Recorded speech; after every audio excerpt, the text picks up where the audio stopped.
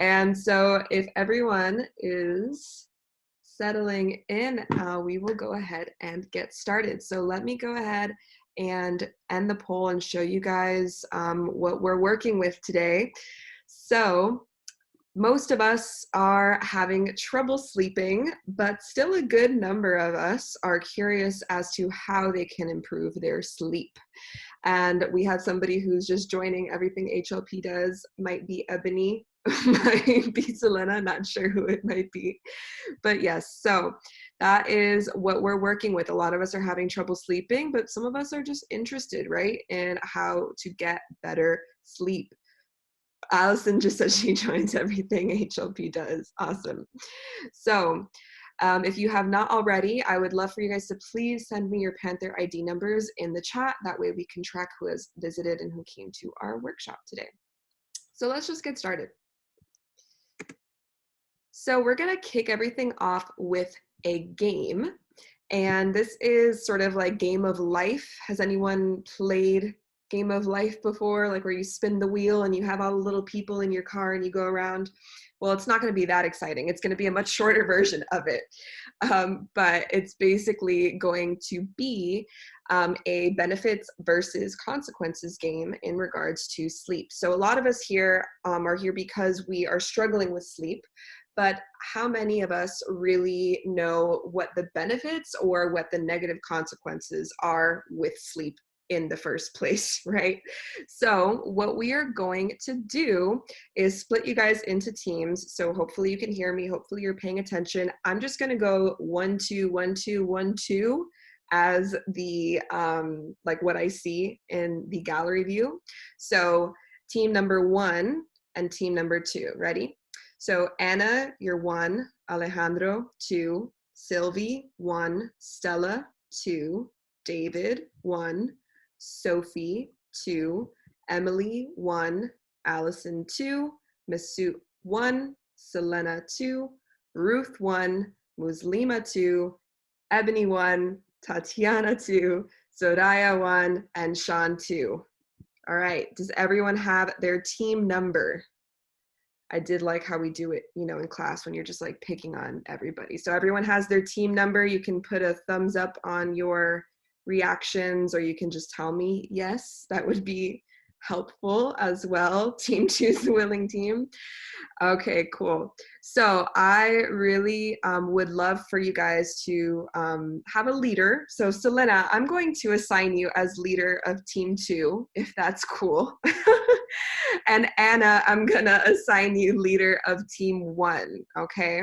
So this is just a little game to kick off, right, this idea. So I have the screen share paused so you guys can't see the answers or the scenarios. So team number 1, Anna, if you guys want to decide a number 1 through 10, anyone from team 1 can put it in the chat, or Anna can decide number 1 through 10.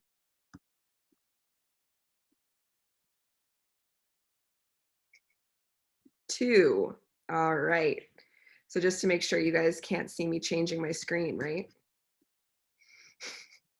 No, because it's paused. So scenario number 2. Stayed up late FaceTiming with your favorite person. You only slept 4 hours. Boo. So you're going to get a consequence, you guys. So team number 1 gets a consequence. And I'm going to give you a random one. So I'm going to give you negative mood. Ooh, so that's something that can happen if you don't have good sleep. So Selena, go ahead. Team number 2, give me a random number 1 through 10. That is not number 2. Lucky number 7. Had to stay late at work, lost 2 hours of sleep. I'm laughing because that's very relevant to Selena, I know. So negative consequence for her, and I'm gonna give her conflict in relationships. So that's something that can definitely happen if we are losing sleep again. All right, anyone from team number 1, maybe anyone that's not Hannah, go ahead, give me team number 1, a number 1 through 10. That is not, okay, number 4. Zoe, I said number 4. You took a bath and drank tea before going to bed, slept like a baby. Love it. So I'm going to give them a benefit. So right now, team number 1 is working with 1 consequence and 1 benefit. So I'm going to give them increased alertness. So that's something that definitely happens with good sleep. We're more aware, more conscious, more alert. All right, anyone from team number 2? We're going to just go through this one more time after team number 2. Allison said, number 1, started watching Tiger King at midnight, lost 4 hours of sleep. Sorry, Allison. You guys got another consequence. And I'm going to give you guys impaired judgment. So that means, right, that when we're not in our best state of mind, it's definitely hard for us to make decisions and make them soundly. All right, team number 1, last round. Let's see if you can bring it home, or we're going to tie it. So team number 1, a random number 1 through 10. 6. Had too many cortaditos today. Lost 3 hours of sleep. Ooh, so we might get a tie, or they might bring it on home. So we know that caffeine can affect your sleep. We'll talk about that in a bit. And so we have 2 consequences, or I'm sorry, we have 2 benefits and 1 consequence on team 1. Team 2, you can get the last benefit. So 1 through 10, Tatiana says number 3, your professor canceled your 7 a.m. class, 2 extra hours of sleep. Good job, team number 2. You guys tied the game. And I love how Selena's competitive energy came out. So you guys actually tied the game. I wasn't expecting that. So it's just a fun little game, right? Where we can try to better understand consequences and benefits. So here's the list of all of them. So you guys can see my screen again, right? Yes, no, maybe so. Yes, cool. All right, so this is the change screen. So you guys have the complete list of benefits of good sleep and the complete list of negative consequences of bad sleep. And I say complete, but obviously there's so many more that I didn't even list here. But hopefully you guys got an interesting perspective of how all of these external factors can benefit or negatively impact our sleep. And don't worry, I'm going to send you guys this presentation at the end, so you'll have all of this in a bit as well. Cool. So I would love to know true or false. Alrighty, true or false. The quality and quantity of our sleep. All right, sorry, I had to launch the poll. The quality and quantity of our sleep is affected more by what we do when we are awake than what is happening when we are asleep. I would love to know, what do you guys think, true or false? We have someone that said false. A lot of people are saying true. True or false, true or false. We got a couple more people. Anyone gonna support false? The lonely false at the bottom? No one's going to. I have a lot of people saying true. Yes, such a lonely little false down there. All right, so yes, the answer is true. So great job, you guys. You guys saw through my trick there. So yes, the answer is true. So this is what sets the tone for the rest of our presentation. This is the overall theme. Our sleep has so much more to do with what we are doing when we are awake than when we are asleep. And that's just life, right? Because there's so many different factors that can affect the quality of your sleep depending on your behaviors. And I'm going to jump into that right now. I'm going to give you guys the meat and the potatoes right away after our fun game. So tracking your behaviors. This is what I have personally, and also what I have found most effective with most students that I see, is to track your behaviors. I want everyone to keep in mind that we are human beings, right? We are doing the best we can every day. And it is not realistic for us to be perfect in terms of all of our behaviors. So the best solution that I have found in that case is to track them, be cognizant, be aware of all of these different factors that could affect your sleep so that you can effectively remove the ones that are affecting your sleep. It's sort of like a little trial and error process, okay?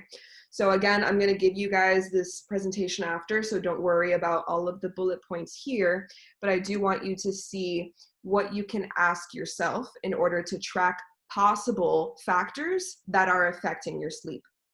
So these are all of the different questions that I usually ask myself. Let's say I've had a crappy night. I've had a horrible night of sleep, right? The next day I have to be like, all right, what did I do wrong yesterday?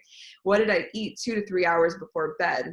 Did I eat a variety of foods today? How is my nutrition? Was I like super carb heavy? How much Cuban bread did I have? I don't know, right? What was my stress level today? Did I exercise for at least 30 minutes? Did I stay off of my bed while not doing the 3 S's, sleep, sex, or being sick? This is super important, especially in quarantine right now. I know a lot of us are having to work in odd spaces. Just try not to make that your bed, please. That's the only thing I'm begging you, because that's when you start to create an association with work and your bed instead of your bed being sleep. So that's just one of the things that we want to try to keep in mind. So again, that's one of your tracking aspects. Did you implement your bedtime routine, which we'll talk about in a little bit as well? Did you consume alcohol or caffeine? If yes, when and how many servings? Again, this is not to say you are never allowed to have a glass of wine or never allowed to have coffee again. Just notice, just take notice of what you are consuming so that you can figure out if you need to reduce, if that's not actually affecting your sleep as much as some of the other factors are, etc. So hopefully that makes sense. And then lastly, were you conscious and intentional about screen time today? And that's something that we are all, I'm struggling with is screen time because we're home, right? So it's harder to be outside. It's harder to get away from that screen. Are our eyes really getting strained and tired? This is something that can greatly affect your sleep as well. So you can ask yourself all of these different questions about what you did while you were awake. And I'm going to give you guys a sleep tracker at the end of this presentation as well, along with the slides, so that you can start to track your sleep better. This is not every single question that you can ask. I would have sat here and created the longest, most boring document ever if I gave you every single question you can ask yourself. These are just the most important ones. You can use some of the questions to supplement the other ones that might not be as important for you. Like I mentioned before, any of those ask yourself questions, but this is something you can use to practically just go ahead and track your sleep. So I'm going to give this to you guys at the end of the presentation as well. And I'm going to open up the chat for questions at the end again, just to make sure that everything is covered. But go ahead and drop the questions in the chat if you have them now during this topic, and I'll just answer them at the end. So tracking your behaviors, game changer for me, game changer for a lot of people that I see. It's something that I think is really integral to keep in mind that we are not perfect. We can't change every single behavior we have, but which are the ones that are affecting you the most? And only you know that. These are all just the possible factors. So hopefully that makes some sense as well. Okie dokie. So these are some more factors. I'm telling you, I could have been here forever, right? But this is what we're going to talk about in terms of your 5 senses. So how we basically take in the entire world around us every day. So you have your 5 senses: sight, sound, smell, touch, and taste, right? Very simple. We learned this in grade school, most of us. How can those affect our sleep? Pretty simply. And something that I like to do, again, is a little mental checklist before I go to bed. Or is the light in my room completely shut out? Do you notice that you have noisy neighbors, maybe your roommates? Is your cat knocking down water glasses in the middle of the night? As they're just generally weird house noises that are keeping you up, right? These are all things to keep in mind. For smell, you know, we love our aromatherapy, so that's something you can do, but just to keep it at a more basic level even, are there any unpleasant smells in the room? Are there any unclean sheets or pillows, right? That's something that you might not even notice if it's been there for so long. If there's something in your room that's causing like a weird funky smell, get that checked, right? Touch. So this has to do with our clothes, this has to do with our bed, our sheets, everything like that. So just keep that in mind, right? When you're doing this little mental checklist of your 5 senses, is how are you appealing to your sense of touch? And then we have taste. So this happens, right, to fall under more of like our digestive system instead of like our actual taste buds. No one is going to bed and feeling like they can't go to sleep because they have leftover taste of something on their mouth, right? But it's more about when did you eat? So if you ate about like 2 hours before bed, what was it that you ate? Was it something that was really heavy to digest? Was it something that was pretty light and easy to digest? And you might also notice that I put dehydration on there because I don't know about y'all, but sometimes I wake up in the middle of the night like SpongeBob begging for water, right? So that's something to keep in mind. Are you being hydrated throughout the day as well? And like I mentioned, I would love for you guys to put any questions you have while I'm going over these slides in the chat, and I will answer them all at the end as well. So yes, 5 senses, they have everything to do with how we are sleeping in the bed and in the bedroom. So if you're not tracking your behaviors all day, let's say there's nothing that you're doing all day that you believe could be affecting your sleep, take a look at your 5 senses. There's probably something in there as well. All right, so we're gonna talk a little bit about bedtime routines.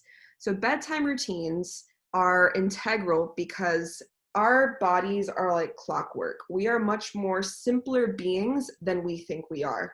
I mean, most of us are pretty complex up here, but our bodies work pretty simply. So it's basically trying to create behaviors to associate them with bedtime. You're tricking your body. You're saying, when I brush my teeth, I know it's time to go to bed. When I put my pillows off the bed, I know it's time to go to bed. So what are these small behaviors that you can start to implement to create a routine that you are associating with sleep? You want to try to incorporate all 5 senses, and you want to try to start your routine 30 minutes to 1 hour before bedtime. So here are some of the options that we have. So you have all of these different things that could appeal to your 5 senses. And I would love to know, let's share another poll. I would love to know, which one of these are you most interested in implementing? So you have so many, right? I personally love to take night showers and put aromatherapy in my shower. I love to read a relaxing book. I definitely love to do a little skincare routine situation, planning for the next day. So this is a multiple answer question. So I would love for you guys to just go ahead and tell me, what are some items that you are interested in implementing in your bedtime routine? Anything at all. It can be 1, it could be 3, it could be every single one of these things, right? What are all the different items that you are interested in implementing?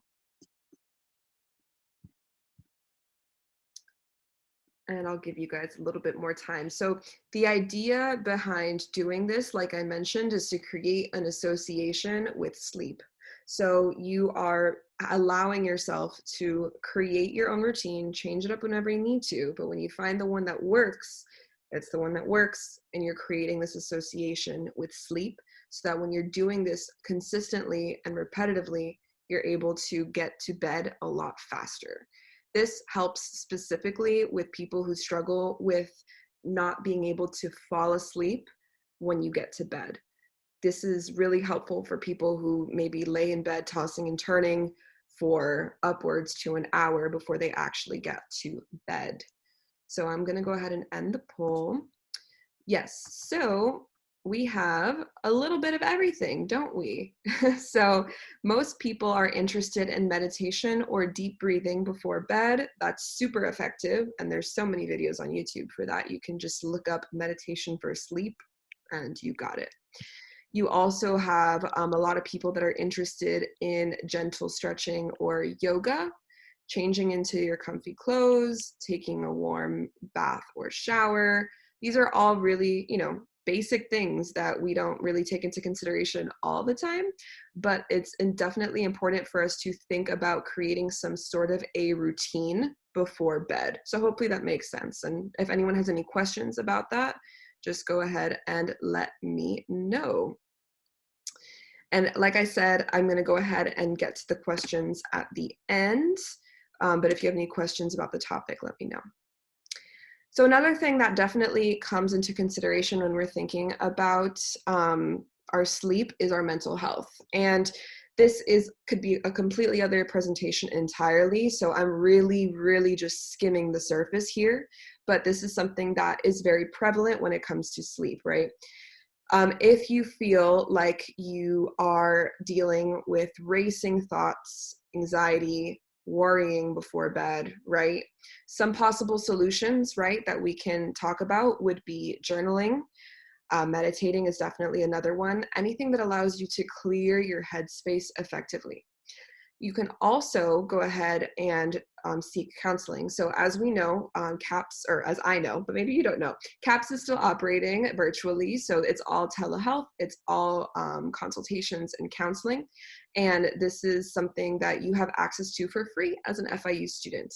And if you do not necessarily would like to use those resources, they can also refer you to any of their external partners and resources as well. So something else that I wanted to bring up in this section is being able to make your space feel safe. So there can be many triggers, right, that we deal with in terms of nightmares, trauma, PTSD, anxiety, and we want to make sure that your space feels very safe. And there can be many different things that will change that for you. And of course, everyone's situation is very different. And I would love for you guys to feel open to seeking professional help in terms of like understanding your personal situations. So that's why I put at the end of the day, seeking counseling could be the most and effective way. But you can also try other different solutions like journaling, meditating, and just being able to clear your mind a little bit more before bed. Another thing I love to do is plan for my next day. So if I'm like worrying about the next day, I'll try to plan it all out and then leave it alone. So these are all really different. Everything is different for everybody is I guess what I'm trying to say. And our mental health is definitely not something to ignore when we're thinking about sleep. In fact, I think it's one of the top factors that can affect our sleep as well. Cool. So let us see what you guys think. True or false? I don't have a poll for this one, but you can just put it in the chat. There is universal meaning to the symbols in our dreams. So this is something that I'm going to get into really quickly because I do think that our dreams, nightmares especially, can affect our sleep. So we have some people saying true, we have some false, we have a little bit of split of an answer here. So true or false, our dreams have universal meaning. Anyone look up in the dream dictionaries before? I definitely have. The answer is false. So I'm sorry for everyone that wants to be able to look up their dreams and then just get the symbolism from them really quickly, but the answer is actually false.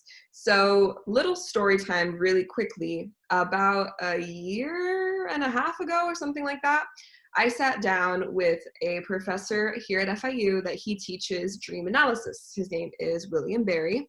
And I asked him to help me come up with more conducive way to explaining what our dreams do for us at the end of the day.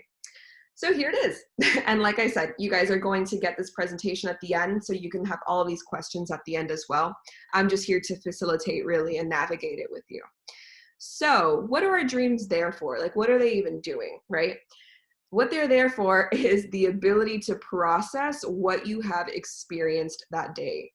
Emotionally, organizationally, logically, they are there to help us process. Now you might be asking yourself, Victoria, what does me having a dream about whales in the backyard of my lake have to do with what happened that day? It's a very specific example, and that's because I had that dream the other night.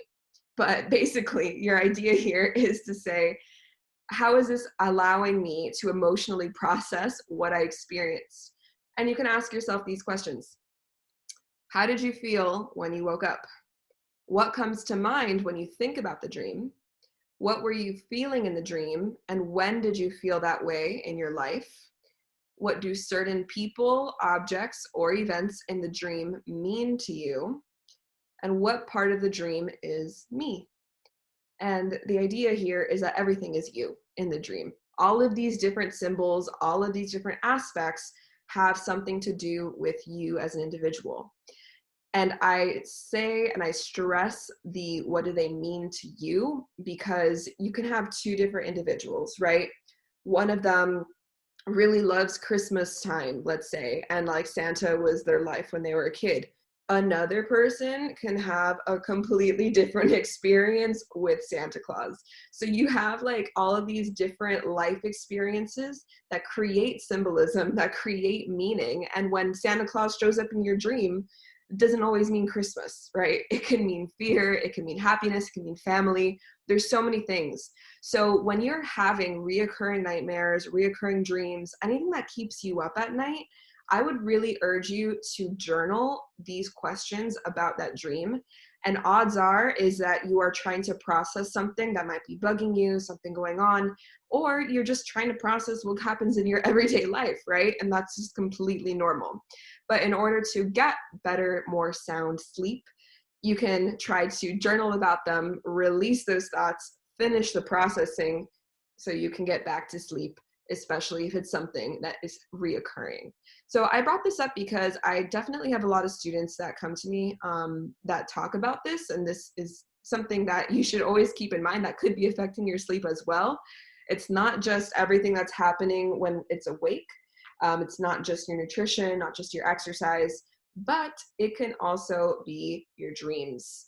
And the best way to try to get to the bottom of them, journal, ask these questions. So yeah. And thank you guys for asking all those questions in the chat while everything has been going on. So I'm going to get to those questions right now. And I'll go back and forth, because if anyone's been in a workshop with me before, you guys know that I'll go back and forth with topics all the time. I just wanted to plug our consultations. So starting this week, we have our telehealth consultations via Zoom, exactly how we're doing it right now, but just one-on-one. And you get to ask me or Selena all of your questions about sleep, about time management, stress management, anything that you need. But specifically, because this is a sleep hygiene consultation, this is a sleep hygiene workshop, we want to plug this one. So basically, it's only for currently enrolled FIU students.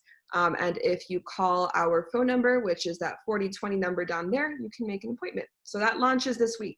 So definitely take advantage of it. If there's something that you feel like is just a little bit more personal to you and that you want that answered and some solutions and some possible solutions, that's what we are here for. We're not doctors, but we are helping you more behaviorally and with all of the different habits and factors that can affect your sleep. So I'm going to scroll up, and I'm going to get some of the questions that has been asked the whole time that we are here. So, how does the time of exercise during the day affect sleep? Morning, afternoon, evening? That's a great question. So, basically, you want to try to keep exercise in the morning, afternoon, and definitely nowhere near your bedtime. I know a lot of us like to, if we have busy schedules, just try to get in the workout, and it gets a little bit too close to bedtime. So what I would always suggest is the 3 to 5 hour mark. 3 hours is really close. I definitely wouldn't recommend it, but if you have to do it, then go ahead and do it. Try to stay 5 hours away from your bedtime in terms of working out. And hopefully that will allow you to just completely come back to homeostasis. So that's definitely important as well. That was a good question too, Masu. Why do I wake up super tired even after sleeping 8 hours or more? Also, is it possible to sleep too many hours? I thought that if you slept more, you should be super rested, but I still wake up super tired and groggy after sleeping 10 hours. So Tatiana, that's a great question. Basically, what happens is that your quality of sleep has been affected. So like I just mentioned at the beginning of all of this, the quality of your sleep is way more important than the quantity of your sleep. So I definitely would urge you, let's come back up here to the sleep tracker. So as you can see, I have a question here that says, how many times did you awaken during the night? This question is there because your quality of sleep is probably being affected if you're waking up tired after sleeping 8 hours or more. So that's why we have this tracker here, in order to get you to better understand what can be affecting the quality of your sleep. Like, are you waking up to use the restroom? Are you waking up to drink water? Things like that. And we have a couple of more questions. Let's see. Can we discuss getting same number hours of sleep, but difference is going to sleep early and waking up early versus going to sleep very late and waking up very late? Are the effects of the on person by person basis? That's a great question, Alejandro. So in terms of quality over quantity, right, like we just spoke about, if you are getting quality sleep, then your emotional and physical health should be great, no matter what. You want to keep in mind that your wellness and your well-being is affected by way more than just your physical and your emotional health. So take into consideration your responsibilities, your relationships, your finances, your environment. These are all things that are still affected by your sleep, and they're part of your health and your well-being, even if you are definitely having quality 8 hours of sleep. You are getting affected in the other dimensions of wellness and well-being, right? I really hope that made sense, because this is something that's very common. So basically, Alejandro's asking, what if we go to sleep really late and wake up really late, 8 hours quality?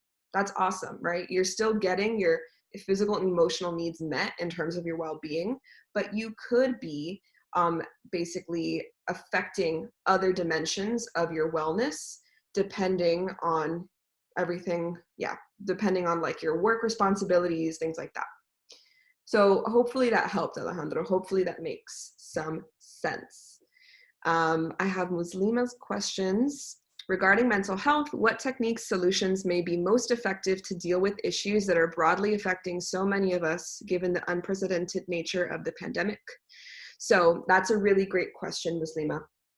And I almost feel like I'm, what is it called? Like answering questions like in a beauty pageant, right? Like someone's giving me like the hard questions. It's a hard question. It's a really good question too. So while we face more behavioral preventative health stuff, I would definitely point you in the direction of joining some of CAP's workshops, because they really go into a lot more of solutions and techniques to help with mental health, specifically with anxiety, specifically with racing thoughts. I just wanted to bring it up as a possible factor. And if it's something that's definitely plaguing you and it's really affecting you a lot, I would definitely recommend that you go ahead and join some of their workshops to learn more techniques and solutions. But because of the pandemic and because of how unprecedented everything is, it's definitely important to try to stay connected to everybody and try to relate to everybody, see that we're all going through something very similar. And that should hopefully allow you to be able to take a little bit more control over what can be more specifically attuned to your needs. So it's really hard for me to answer what could be a broad solution, but hopefully those options help. Connection and definitely those CAPS workshops can be very helpful. So I don't see any more questions, but I definitely want to make sure that you guys all get the actual presentation. Why are people seemingly having more vivid dreams during this pandemic? I haven't actually heard about that, Muslima. That's a great introduction to that question. I haven't heard about that at all, but if anyone here has heard about that, please see if you have any answers to that question. I would say vivid dreams, like I said, has everything to do with how you're processing what you're experiencing. So depending on the intensity of what you are experiencing, you can be having more vivid dreams, and you can definitely be feeling like you are needing to process it a lot more so. So hopefully that makes sense. That would be my answer, but I haven't actually heard of that before. So let me go ahead and drop in the chat all of the files that I was telling you guys about. So I have the actual presentation that should be uploading in there. I have the sleep assessment diary to track it. And then I also have our events for the month of May. So hopefully everybody got all of those documents. And if you have not sent me your Panther ID number already, please do so. It's how I track and how we all track everyone's coming to our workshops and everything like that. So please go ahead and send that to me. And just make sure that you save these documents so that you are good to go. But yeah, I definitely think sleep is a huge, broad topic that I could be here talking about for days. But I think that it's definitely important for us to try to start somewhere. And I think the best place to start is in tracking our behaviors. So hopefully these tools will help you guys to start just tracking and understanding what can be affecting your sleep. And if you did not get the docs, let me know. I'll try to send them to you privately, Sophia. But I sent them to the chat with everybody. And right, Tabitha, if you send your Panther ID to me privately, no one else will be able to see it. So just make sure that you click on me and then you'll be good. So just send me your Panther ID number when you can. And I'll put the documents again in the chat, Sophia, just in case you needed to grab them again, so that we can make sure that everyone has them.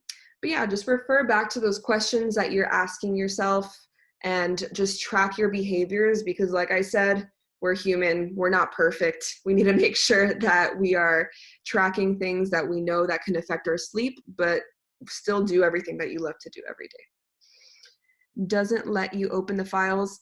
I'll also go ahead and email them to everybody. So when you send me your Panther ID, I'll be able to get your email. So if you can't open the files now, just make sure that you put your Panther ID in the chat and I'll email them to everybody as well. Don't worry if you can't open them now.